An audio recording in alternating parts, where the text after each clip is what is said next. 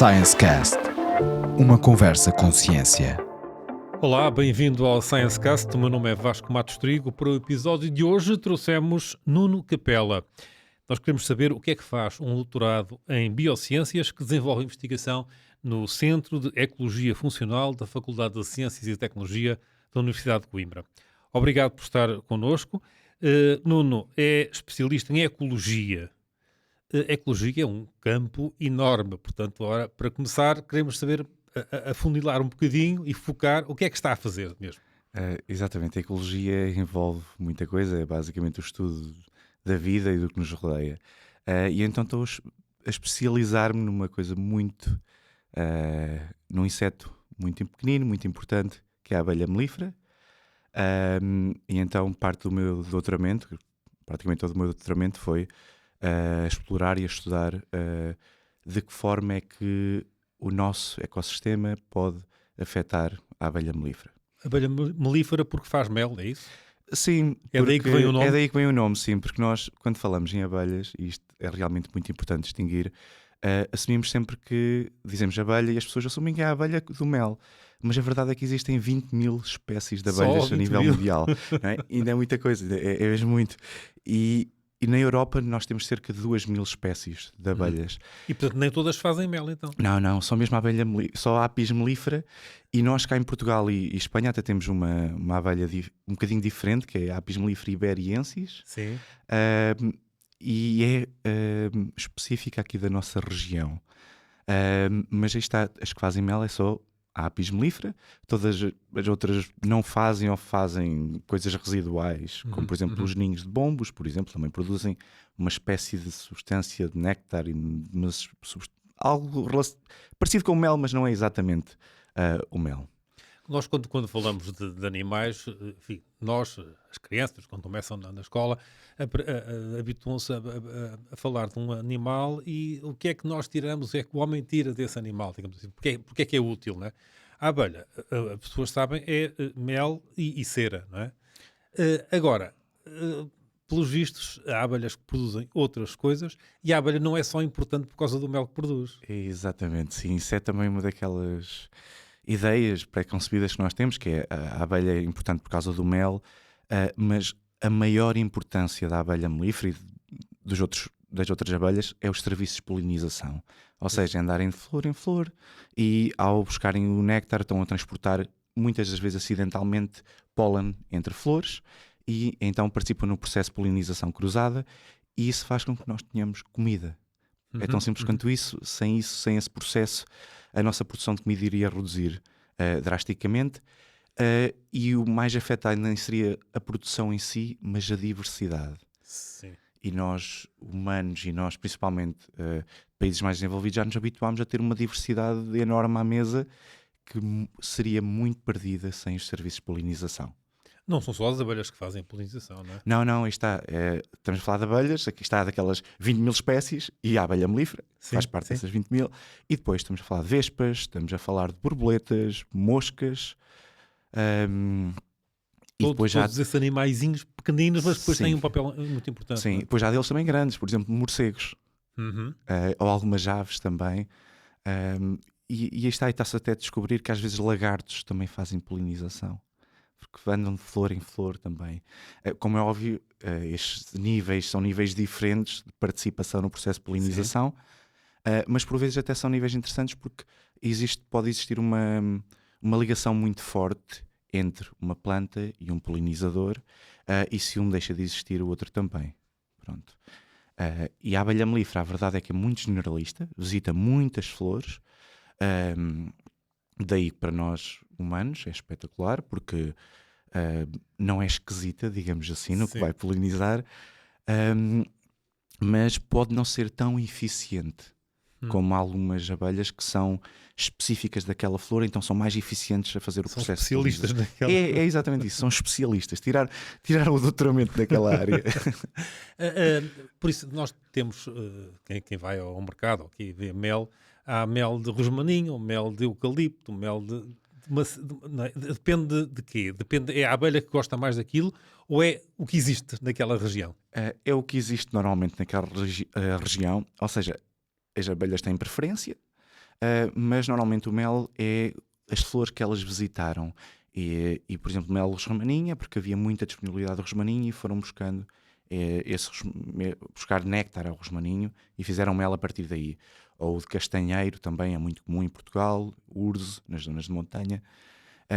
Mas aí está, é interessante também tocar nesse ponto, porque hoje em dia, quando está também a acontecer, e é importante as pessoas terem essa percepção, que é quando vamos ao supermercado e vimos esse mel, tentar fazer uma coisa muito simples, que é ver a origem do mel. E quando fazemos este exercício é que ficamos até... Pronto, eu sou da área, fico um bocado estupefacto que nós encontramos misturas de meios de vários países. Sim. Meios que vêm da Ucrânia, Argentina, China, e então está ali um mel todo misturado que veio de vários pontos do mundo. Qual é há alguma vantagem para quem o consome? É mais barato, ponto final. A nível nutricional, da sim, exatamente. A nível nutricional não é melhor, tanto que o nosso mel português é dos melhores meios do mundo, porque é principalmente feito em zonas de floresta, não em zonas agrícolas. Por exemplo, um mel muito comum no centro e norte da Europa é um mel de colza, rapeseed. E é um mel e mel de girassol também, mas aí está, é um mel de uma cultura agrícola, que é um mel um bocado pobre. O nosso não, é de zona de floresta, é rico, é aveludado, é espetacular, é muito diferente. Falou aí nas origens do mel, de facto eu tenho visto algumas notícias sobre queixas dos apicultores de que já não é muito rentável produzir mel em Portugal porque chega esse do estrangeiro a preços muito mais baratos. É uma inevitabilidade ou o que é que se pode fazer para compensar? Não digo para evitar, mas pelo menos para compensar isso. Sim, neste caso o que temos de fazer é ser um bocadinho melhores a fiscalizar, porque a verdade é que parte do mel que vem de fora não é verdadeiramente mel. Imagina, se nós alimentarmos as abelhas com água açucarada, elas conseguem fazer mel a partir daí. Além disso, se nós é possível misturar também uns xaropes feitos a partir de açúcar e água, misturar no mel e diluir um bocadinho. Sim. E então esse mel entra em Portugal a um preço absurdo, perto de €1 e pouco o quilo, quando nós aqui, para o apicultor, para lhe compensar, quando vai vender um frasco, tem que vender a valores de €10 o quilo, por aí. Ou seja, o que acaba por acontecer em Portugal é, nós conseguimos ter produção para o nosso consumo, mas não, nós vendemos ao bom, vendemos o nosso bom para fora. Não importamos só porque porque não chega. Não. Nós importamos por uma questão económica. Certo. Porque grande parte do mel é para a indústria, é transformado depois em algo. Cereais, por exemplo. Pois. Pequeno almoço, coisas assim. As barrinhas de cereais, ou seja, não é... Ninguém come, ou pouca gente come o mel à colher, não é? Sim, exatamente. Não é... Este tipo de mel principalmente vem para essa parte.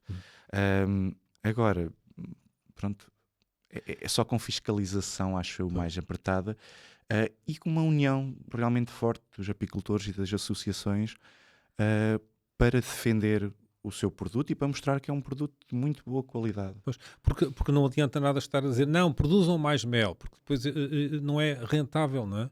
Porque se aparece a concorrência do outro mais barato, ficam sempre com nichos onde podem vender esse produto com mais qualidade, não é? Sim, o que acontece é que há apicultores que têm mel guardado depois em bidões que não conseguem escoar. Sim, ou seja, tem-se o trabalho e depois pois. não se consegue vender o produto, que é um produto de qualidade. Pois, porque para exportar também não é fácil, não é? Sim, não exatamente. É preciso ter assim contactos. Alguma estrutura já, não é? Exatamente. Deixa-me perguntar uma coisa. Porquê que as abelhas produzem mel? Porquê é que elas produzem mel? Olha, isso é uma excelente questão, porque muitas vezes as pessoas pensam que nós estamos a roubar o mel às abelhas. E a verdade é, estamos a roubar mel que está Somos na colmeia. predadores das abelhas? Nós temos uma relação de simbiose com elas. É um bocadinho mais, pelo menos é como eu gosto de ver a coisa. Ou seja, elas produzem mel para usar isso como reservas para o inverno. Ou seja, acumulam mel na colmeia quando chegar o inverno. Está chuva, está frio, ficam dentro da colónia e o mel é o que lhes dá energia. Elas consomem mel para as funções metabólicas e para aquecer a colmeia, para voar. E depois usam o pólen, agora elas depois também recolhem o pólen das plantas, mas para alimentar as larvas. É a proteína delas. Pronto. Então elas vão acumular isso na colmeia para depois sobreviver ao inverno. Como é óbvio, elas acumulam mais do que necessitam. Até porque o objetivo da colmeia a longo prazo é crescer tanto que se pode dividir. Parte da colmeia vai embora com a rainha e fica lá uma nova rainha e Sim, ficam lá algumas abelhas. Mas já podemos falar sobre isso, que é sim, interessantíssimo. sim. Ou seja, elas produzem demasiado e o apicultor o que faz é retirar demasiado. Como é óbvio, também existe apicultores que tentam retirar mais que o que devem e depois têm que tentar compensar de alguma forma, alimentar as abelhas com água e açúcar, o que acaba por ser válido, desde que depois não vão vender esse mel feito a partir disso. Como sendo mel puro, não é? Exatamente, mas a verdade é que em Portugal, felizmente, os apicultores fazem esta alimentação numa altura, principalmente no inverno, que é uma altura em que elas não estão a produzir o mel, porque o mel, normalmente o mel que se extrai é mel produzido nas meias alças, que são umas caixas mais pequeninas que se metem Sim. por cima da colmeia, ou seja, na altura do inverno só tem a outra meia, o ninho, a alça, e aí pronto, ao alimentar com esta água com açúcar, é só algo energético para manutenção. Sim. Acho que não estou errado. Havia os cortiços e as colmeias, são coisas diferentes, não é? São muito diferentes, sim. E continuam a existir cortiços e colmeias? Ou os Sim, cortiços eram coisas já do passado? continuam a existir, mas sim, é algo um bocado do passado, porque o cortiço era então uma estrutura assim redondinha que era, aí está, feita com a casca do sobreiro, Uhum. feito de cortiça. E algo, quando pensamos nisto, aquilo tem uma grossura espetacular e a cortiça termicamente é muito boa. Então, para o enxame em si e para a parte da termodinâmica, os cortiços eram muito bons. Qual era o grande problema? Para inspecionar a colmeia não era possível. Os favos estavam criados de uma forma em que não é possível estar a retirar, Pois. como nós hoje temos assim os quadros, os quadros são todos direitinhos, tiramos, vimos o que é que se passa, voltamos a colocar na colmeia. Dessa forma não dava. Depois também para a extração de mel o que se fazia era cortar a parte do favo que tinha mel e depois espremer esse favo. Então estávamos a destruir essa cera, essa estrutura. Hoje em dia não, o que se faz é remover os quadros, tiramos uma capinha de cera que está por cima e passamos numa centrífuga. Depois passar na centrífuga, aquilo é simplesmente filtrado e está. E depois fica ali durante uns tempos só a repousar. Ou seja, a extração de mel é algo só físico, não há nada químico ali, não há nada que possa arruinar o mel. Ou seja, estes quadros que aqui ficam depois podem ser reutilizados no ano seguinte. Pronto, tem também essa vantagem. As abelhas, portanto, produzem o mel, mas também produzem a cera para fazer os favos, não é? Exatamente, sim. São tarefas diferentes ou cada abelha pode produzir ambos esses produtos? Sim e sim. Ou seja, são tarefas diferentes, mas uma abelha pode fazer ambas as tarefas ao longo da sua vida. Sim. E é aí que isto se torna, este mundo tão espetacular. Ou seja, uma abelha ao longo... Uma sociedade organizada. Então. Exatamente. E nós de certa forma funciona um bocadinho como nós. Ou seja, nós humanos, quando nascemos, temos uma função. É comer, chorar e irritar os pais. Fazer imenso cocó na fralda, pronto. Exatamente. Essa é a nossa função, ser crianças. Ser bebés. Depois, somos crianças, é brincar, é desenvolver. Depois vamos para a escola, depois arranjamos trabalho. Temos funções de acordo com a idade. O que acontece numa colmeia é exatamente o mesmo. Ou seja, as primeiras a nascer começam logo por fazer a limpeza do alvéolo onde nasceram. Sim. Depois, passado uns dias, já começam a alimentar as larvas, por exemplo, a ir buscar alimento, a cuidar da rainha, começam a aquecer as pupas, a receber néctar para colocar nos alvéolos e só depois, à medida que também o tempo vai passando, é que vão produzir cera, têm umas células especiais no abdômen, produzem cera e que vão construir, nós chamamos essas abelhas as construtoras, digamos assim. E só as mais velhas é que vão enfrentar o mundo. Sim. Que é o mundo perigoso, não é? Ou seja, viveram toda a sua vida ali dentro de uma caixa, protegidas, e depois as mais velhas é que são aquelas que têm experiência, é que vão forragear e buscar o alimento. E há ainda outras que eu acho que são ainda mais especiais que estas, que são as abelhas de guarda. A abelha de guarda são aquelas que ficam ali à entrada da colmeia, e se vai lá o urso ou o apicultor tentar fazer alguma coisa, pumba, elas atacam, elas tentam se defender. E a verdade é que elas vão atacar e podem-nos picar e vão morrer, mas não se importam com isso, de certa forma. porque São mártires. são altruístas. Estão a pensar no Elas- bem por- da colmeia. Elas morrem, ficam sem o ferrão, não é? Porquê é que morrem? Porque isso é uma parte que faz parte do corpo delas? É um órgão que faz parte? Sim, ou seja, não é só o ferrão em si. Se perdessem só o ferrãozinho não havia problema. É que depois, agarrado ao ferrão, ficam umas outras estruturas e parte de órgãos abdominais delas agarrados. Uhum. E aí sim, depois acabam por morrer por causa disso. Uhum. Mas é interessante, se elas atacarem um inseto, elas conseguem ferrar e tirar. Connosco, humanos e com outros mamíferos, é que nós temos uma pele um bocadinho, a nossa pele é elástica. Então o ferrão vai entrar e elas, ao tirar o ferrão, têm assim umas estruturas Sim. tipo gancho, Um arpão? tipo um arpão, exatamente. E então elas depois, ou seja, a nossa pele consegue abrir para elas colocarem, mas depois não conseguem tirar. Certo. E daí depois ficar lá e acabarem por morrer. Já vamos falar aí de quem é que elas se defendem, mas eu ainda queria perguntar aqui outra questão, que é, elas... acho que é fascinante a estrutura dos favos, não é? Aquela estrutura hexagonal. Como é que é possível, não é?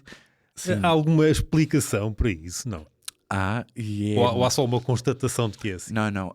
E é um bocadinho não é decepcionante. Ou seja, nós humanos olhamos para aquilo e ficamos realmente, opa, que estrutura elas, porque matematicamente é a melhor forma de organizar o espaço, de gastar menos energia e de ter ali uma estrutura forte. A questão é que o que normalmente acontece, elas fazem aquilo meio arredondado. E depois com as vibrações e com o calor é que a estrutura fica daquela forma. Ou seja, não é logo à partida feita assim, régua e esquadro, e está ali uma a dizer, não, mais para a esquerda, mais para a esquerda. Não, não há arquiteto ali. Não há arquiteto. Não há mestre de obras, não. Mas é interessante que elas, para fazerem o favo, não há um mestre de obras, mas o que fazem é penduram-se todas umas nas outras, agarradas, simples patinhas, para usar a gravidade. Então para o favo fica direitinho. Então depois começam a construir e estão ali a usar a gravidade a seu favor. Nuno Capela, isto que estamos a falar é alguma coisa que vocês estudem diariamente ou isto estamos a falar à volta da investigação só? Neste momento estamos a falar principalmente de comportamentos. Ou seja, existe investigação que se faz a este nível. Nós, aqui na Universidade de Coimbra, não estamos tão na parte de comportamental delas. Uma coisa ou outra também. Posso já falar de uma experiência muito engraçada. Mas o nosso trabalho está até mais ligado com a parte da ecotoxicologia. Isto é ecotoxicologia, parece assim um chavão também, mas basicamente é muito simples, é perceber de que forma é que tóxicos vão influenciar os organismos. E na abelha melífera o que nós fazemos muitas vezes é submeter as abelhas em testes controlados no laboratório a diferentes concentrações de pesticidas, por exemplo. Temos um pesticida que está no mercado, e nós então queremos ver se é seguro ou não. Como é óbvio, todos os produtos que estão no mercado, até vou dizer isto de outra forma, recuar um bocadinho, porque é assim, o produto é uma coisa, outra coisa é o composto ativo. Ou seja, uma formulação comercial, que é aquilo que o agricultor aplica, tem lá dentro um composto ativo que é o que realmente tem o efeito para eliminar a praga agrícola. Esse composto ativo é aprovado ao nível europeu. E para isso ser aprovado, as empresas têm que fazer um dossiê muito bem descrito, com uma série de testes com vários organismos, não só a abelha melífera, mas minhocas, uma panóplia de outros organismos, que é para garantir que vamos colocar no mercado uma substância... Que não vai dar cabo da biodiversidade. Exatamente, como já aconteceu no passado. Usarmos produtos que, por exemplo, o DDT, muito conhecido, tinha uma acumulação enorme e ficava na cadeia e passava efeitos devastadores. E então, fazem-se esses testes para o composto ativo, e isso é aprovado a nível europeu. E depois, ao nível de cada país, o que se faz é que a formulação comercial, a empresa depois tem que dizer, ok, eu quero colocar aí este produto em Portugal para ser aplicado nisto e naquilo, nestas concentrações. E então, nós dizemos, sim senhor, nós, a DGAV, neste caso, faz a análise e diz, sim senhor, pode entrar no mercado ou não. A DGAV é a Direção-Geral do Ambiente e Veterinária. Sim, exatamente. Agricultura e Veterinária. Acho que é Agricultura e Veterinária. Pronto. E os produtos entram no mercado e depois até por vezes o que acontece é que nós começamos a ver alguns efeitos negativos, começamos a desconfiar que se calhar não é tão seguro como possa parecer. Então também decidimos testar. Até porque... É aí que entram vocês. É aí que entramos nós, exatamente. Até porque o que é que acontece, e o que é que aconteceu muito no passado? Os testes que eram necessários eram testes muito básicos. Testes de mortalidade básicos. Só que existe uma panóplia de outras coisas e efeitos até subletais que elas podem ter que não aparecem nos testes. E eu posso lhe dar um exemplo de uma experiência que fizemos muito simples. A tal experiência que estava a dizer há pouco sim. e a recordar. Exatamente, muito simples. Que foi, pegámos em abelhas forrageadoras, ou seja, são aquelas que já conhecem o campo, ou seja, fechámos a colmeia, pegámos assim à entrada da colmeia. Levámos para 1 km longe de casa, colocámos um chipzinho de RFID em cada uma delas, algo muito levezinho, que elas conseguem voar com isso, e alimentámos com microdoses de pesticida. Testámos 2 compostos. E acontece que num deles, que é um neonicotinoide, que é a satimipirida, que é o único neste momento até provado na União Europeia, todos os outros foram banidos por causa de efeitos na abelha melífera. Sim. De efeitos negativos na abelha melífera. Foi uma das grandes conquistas da investigação na nossa área. Sim. Foi algo... É raro isto acontecer. Ou seja, quando se junta tanta informação que é possível realmente depois a Comissão Europeia dizer não acabou, porque a verdade é que nós estamos contra, digamos assim, grandes interesses económicos. Não há como... Sim. Mas é a importância da ciência na definição de políticas públicas, ao fim e ao cabo. Exatamente, sim, exatamente. É usar conhecimento científico para depois decidir. Isso é importantíssimo. Então fizemos esta experiência em que colocámos esse produto e outro que é uma espécie de primo deste. Ou seja, atua da mesma forma, mas deram-lhe outro nome porque atua ali num receptorzinho de uma forma um bocadinho diferente. Porque também os neonicotinoides estavam com uma reputação péssima. E acontece que com o primo, digamos assim, com o sulfoxaflor, vimos que em vez de 80%, isto com doses muito, muito baixinhas, em que elas ficam vivas, em vez de 80% delas chegarem em casa, apenas 30% chegavam a casa. Nos controlos... Porque morriam, entretanto? Não. Desorientavam-se? Desorientavam-se. Ou seja, todas... Eu quando as tinha na caixinha, todas vivas. Horas e horas e horas vivas depois de alimentar-se com o produto. Mas não conseguem chegar a casa. Causa desorientação. Pronto. Ou seja, não é o efeito letal todo. Quando fazemos um teste no laboratório e dizemos isto é totalmente seguro, mas afinal não é, porque o efeito que vai ter não só letal, não regressam letal. a casa, não vão produzir, enfim, a própria colmeia, a comunidade fica mais pobre, mais reduzida. Fica mais pobre, sim, fica mais reduzida, é exatamente isso. E isto depois até leva a outros problemas, que é, na colmeia, falando depois de volta naquelas tarefas que tem, né? Imagina que perdem estas forrageadoras todas. Depois vão ter que alocar trabalhadoras, digamos assim, ainda inexperientes para ir fazer este trabalho. Parece quase o serviço militar obrigatório. é um bocadinho assim, ou seja, porque há ali uma certa plasticidade, ou seja, não é aquela coisa com a idade tipo pum, aos 5 dias fazes isto, aos 10 fazes aquilo, é consoante as necessidades, é que elas se vão adaptando e vendo, ok, então vou fazer aquilo. Estamos aqui a falar da fita do tempo, vale a pena. Quanto tempo é que vive uma abelha? É aí que as pessoas vão ficar um bocadinho tristes quando souberem, porque cerca de 1 mês no verão. No inverno conseguem chegar a... Ficam em repouso e tal, ficam lá e duram mais tempo. Duram muito mais, 4, 5 meses à vontade. Porque é isso, é exatamente isso. É a atividade que têm no verão para ir, principalmente depois nas tarefas de forrageamento, é muito desgastante. Estão a enfrentar vento, estão a coletar néctar e pólen e a vir carregadas, a voar de volta. Isso causa-lhes muito desgaste. Uma pergunta, há várias, e vamos lá ver se o nosso tempo, o que é que conseguimos conversar aqui sobre isto. Como é que elas se orientam? Como é que elas sabem que têm que ir naquela direção e ir ali? Okay. Não são há vários animais, conhecemos as migrações das aves e tudo isso, mas nas abelhas é o mesmo processo. Como é que elas sabem que é para ali que querem ir? Isso está estudado? Está estudado e é espetacular. Esta é outra parte espetacular. Então vamos lá partilhar. Da comunicação entre elas, que é quando uma abelha anda no campo e encontra algo, ela volta à colmeia. Encontrou ali um néctar muito bom, uma série de campos cheios de flores, volta à colmeia. E ela vai ter que dar essa informação às outras abelhas. Então, para dar essa informação, elas não falam. Não podem dizer, vai ali, naquela rotunda vira à esquerda. Também não há o GPS. Não há GPS. Exatamente. Há um GPS interno, digamos assim. mental. Então elas usam o sol.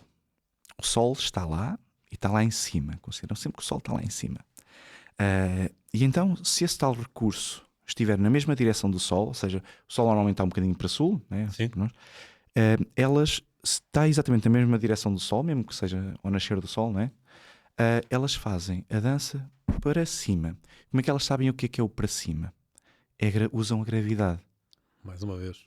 Estão lá dentro, sentem a gravidade, então sabem que o oposto é para cima, é onde está o sol. Então fazem uma dança chamada waggle dance, em que abanam o rabinho e depois voltam à mesma posição inicial, fazem isso novamente, voltam. E as outras sentem as vibrações e é através das vibrações que vão receber a mensagem. Não é visual. Sim. Está muito escuro dentro da colmeia. Não é algo simplesmente visual, é pelas vibrações. E então, mas falta aqui um pedaço de informação, certo? Ou seja, elas já sabem a direção. Quando saírem da colmeia, olham para o sol, é na direção do sol. Mas falta aqui um pedaço de informação. Qual é? A distância. A distância, Não é? exatamente. Tipo, então eu vou agora voar infinitamente da direção do sol, não é? Sim. O tempo que elas demoram a fazer esta fase de waggle, de vibrações, Vibração. é equivalente à distância. E normalmente um segundo anda A ali. frequência da vibração. É? Neste caso elas vibram e voltam. Este tempo que elas estão a vibrar, Sim. se estão um segundo a vibrar, é mais ou menos 1 quilómetro. Sim. Então às vezes há danças que elas quase que nem fazem este 8, assim, Sim. a voltar. Sim. Elas fazem quase que uma dança assim muito já arredondada, porque está ali muito Está próximo. Pronto. Mas já que falamos de frequência, também é interessante que é isso. A frequência com que elas fazem, a rapidez também depois está correlacionada com a qualidade do alimento. Sim. Ou seja, numa dança estão ali a dar a informação praticamente toda e, como é óbvio, isto não é régua e esquadra também. Nós já usámos e já interpretámos estas danças. Há um erro associado, claro. Se é a mesma coisa que nós humanos fazemos esta dança, porque existe um erro associado a quem faz a dança e a quem interpreta a dança também. É o emissor e o receptor da informação. Exatamente. E então há sempre ali um errozinho associado no ângulo e na distância, mas é algo espetacular. Nós nos metemos a ver um vídeo daquilo e a interpretar estas danças e a bater certo. Eu já concluí uma coisa, o Nuno Capela é apaixonadíssimo por aquilo que faz. Isso é bom. Sim, não é? adoro. Um outro aspecto que gostava, ainda temos tempo para falar, é, há pouco nós vimos que o homem, o ser humano, vai lá buscar algumas coisas, mas depois também falou o urso que pode ir lá também tentar comer, portanto são os inimigos, não é? Entre aspas. Mas há outros inimigos também muito complicados e ferozes, que não eram habituais por estas paragens, mas agora já são as vespas volutinas ou a vespa asiática, é a mesma coisa, não é? É a mesma coisa, mas é bom chamar-lhe o nome científico, que é a vespa volutina. Sim. E vou já começar por aí, que é logo, porque vêm aí mais vespas asiáticas. Vem Já aí? chegaram. É? Não a Portugal, mas a Espanha, por exemplo, Sim. já chegou outra vespa. Chegou uma também que era do norte-africano. Ou seja, nós simplesmente dizermos a vespa africana ou a vespa asiática não faz sentido, porque infelizmente, as invasões biológicas com a globalização, tornaram-se Sim. mais constantes. E a vespa volutina, neste caso, é um predador feroz. E não vai lá para ir buscar o mel, ele alimenta-se próprias abelhas, não é? Sim, ou seja, elas também vão buscar mel. Sim. Ou seja, elas, tal como a abelha usa os açúcares e os néctares para ter energia, a vespa também usa para ter energia. Mas a abelha vai buscar o pólen para ter a proteína. Enquanto isso, a vespa vai buscar a abelha para ter a proteína. Sim. É carnívora. Digamos, aí está, a vespa é carnívora, a abelha é vegetariana. Sim. É algo assim. A questão é que são predadoras que ficam. Elas têm um comportamento quase como no cerco ao castelo que os Sim. humanos faziam, né? Metiam as tropas a cercar o castelo. Uhum. O que é que acontecia? Não havia entrada de comida nem saída de ninguém. Pois. Então o castelo ia ficando debilitado até que as tropas entravam por ali dentro. Basicamente é isto que elas isso fazem. que fazem. Uhum. Sim. Por vezes há abelhas que tentam sair para forragear ou para fazer voos de limpeza ou assim. Elas caçam-nas em voo, normalmente levam-nas ali para um raminho próximo, sacam a cabeça fora, tiram o abdômen e levam o tórax. E levam isso para alimentar as larvas. Sim. e depois há um mecanismo espetacular no ninho, que é espetacular, pronto. Sim, Apesar de ser um animal que nós não gostamos, é um mecanismo espetacular porque elas dão essa proteína às larvas, as larvas consomem e em troca dão-lhes uma substância açucarada às adultas. Ou seja, elas deixam está uma coisa... tudo ali a Está tudo a funcionar. funcionar, porque depois as adultas ganham essa energia e vão outra vez caçar mais. Pois. É um sistema E brutal. depois essas as vespas volutinas, porque há diferentes tipos de vespas, é? Sim, sim. A vespa velutina é esta espécie. Esta espécie até é a vespa velutina nigritórax. Existem outras... Portanto, tem o vespas. tórax Mais escuro. negro, mais escuro, exatamente, sim. Depois tem assim uma faixa alaranjada e normalmente é assim que se reconhece. A cara, digamos assim, a parte da frente também é assim meio alaranjada, enquanto que a vespa crabro, que é a vespa europeia, que nós todos conhecemos, Sim, que é nativa, é muito mais amarela, tem assim a parte de trás do abdômen, tem assim como se fosse um amarelo que foi assim, que a tinta a escorrer. Sim. E então é facilmente identificável. Ou seja, quando vimos ali o animal a voar à nossa frente, ambas são muito grandes, mas se for amarela, é europeia, se for mais E alaranjada, essa não é tão agressiva? não tem tanta expressão. Sim. Consegue também ser agressiva. Eu já ouvi relatos de apicultores a dizerem que sim, e que começaram a ter mais vespa crabro desde que chegou a vespa velutina. É. Isto são relatos. Não sei até Alguma razão? Ou... só teorias, não está Sim. nada provado. As teorias pode ser mesmo da questão de aprendizagem com a vespa velutina, ou também um bocadinho o abandono do interior da parte agrícola, porque a vespa crabro estava mais nas zonas agrícolas. A partir do momento que não estamos lá, que não estamos a cultivar, elas podem se expandir mais. Sim. Uhum. E depois também pode ser por outra questão, que é se existe uma maior competição fora dos apiários e a caçar outros polinizadores, outros insetos que a vespa crabro se alimentava, se calhar depois já não há tanto alimento à volta e têm que ir para os apiários. Porque normalmente isto acontece mais nos meses de julho, agosto e por aí fora, que é quando os outros insetos já não estão assim tão ativos.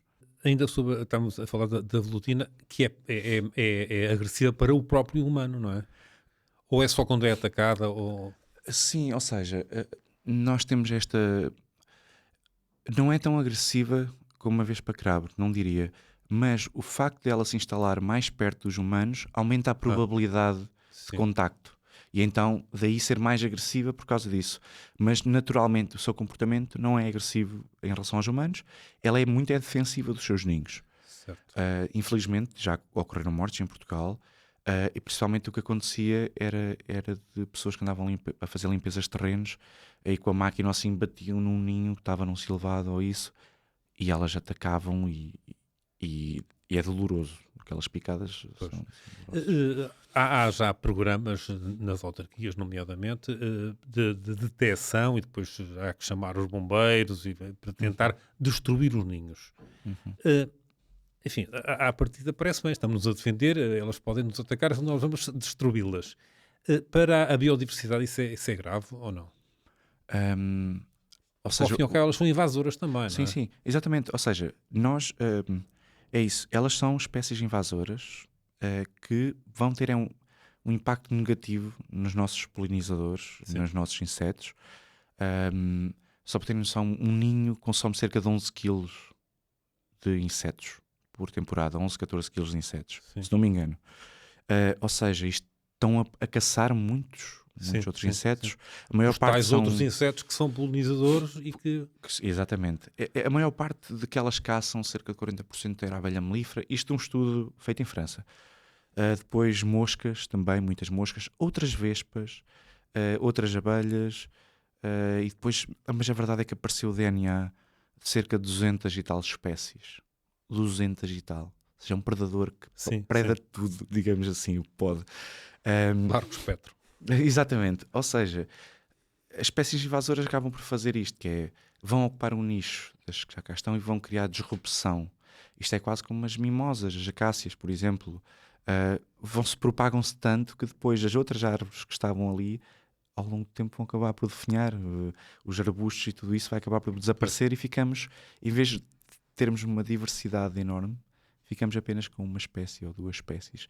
E isso é, a longo prazo, é muito, mesmo muito problemático. Não só a nível ecológico, mas depois a nível social, a nível económico...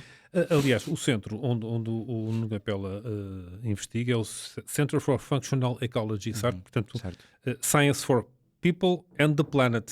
Portanto, é também para as pessoas e para o que estava agora a referir, não é? Para o ambiente, para o planeta, em última análise, não é? Sim, em última análise, tudo o que nós tentamos fazer é sempre numa perspectiva de sustentabilidade. É de tentar procurar formas de nós humanos podermos estar e sobreviver de forma sustentável. Acho que essa é realmente a mensagem-chave da maior parte dos investigadores.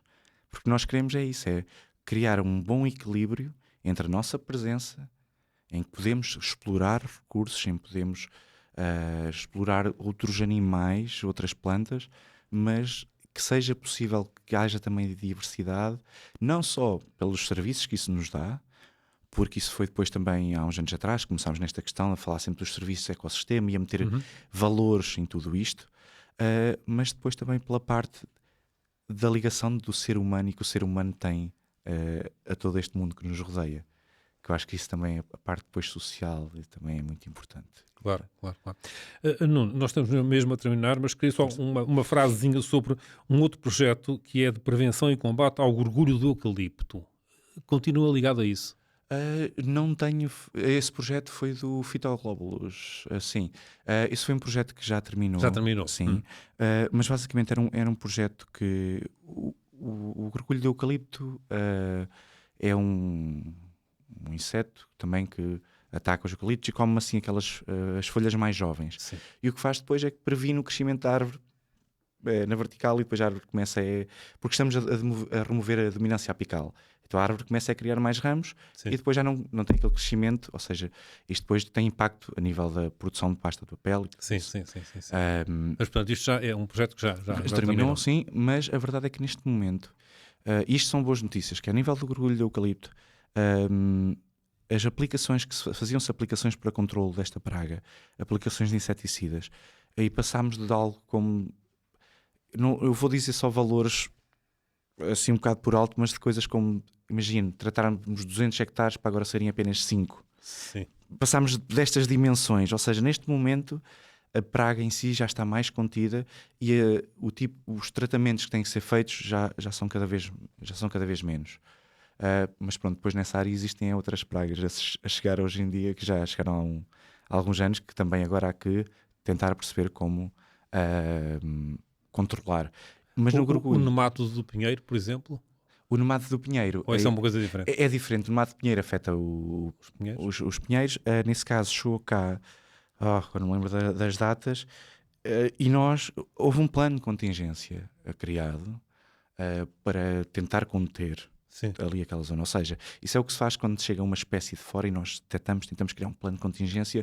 Então vamos ali cortar aqueles pinheiros todos, cortar tudo à volta, fazer e só transportar essa lenha, só transportar isso após fazermos tratamentos térmicos e tudo isso, para que não haja disseminação do nemátodo. O plano falhou, infelizmente. Muito provavelmente por... Trabalho para os senhores cientistas. Por chique espertice portuguesa, que por vezes isso acontece, né? Pessoas que não levam tanto a sério isto e depois, a longo prazo... às vezes pensa-se muito no curto prazo e no dinheiro que se pode fazer, mas a longo prazo não. Mas posso-lhes já agora dar um exemplo que eu achei espetacular. Nós em 2007 chegou cá uma praga em colónias da abelha melífera e nós conseguimos resolver. Foi espetacular. Quando se consegue quando foi aplicado o plano e tivemos sucesso, foi espetacular. Nuno Capella, muito obrigado por ter estado aqui. Foi uma conversa interessantíssima. Espero que tenha gostado também as pessoas que nos estão a escutar ou a ver. Este foi o ScienceCast. Obrigado por estarem connosco e até para a semana.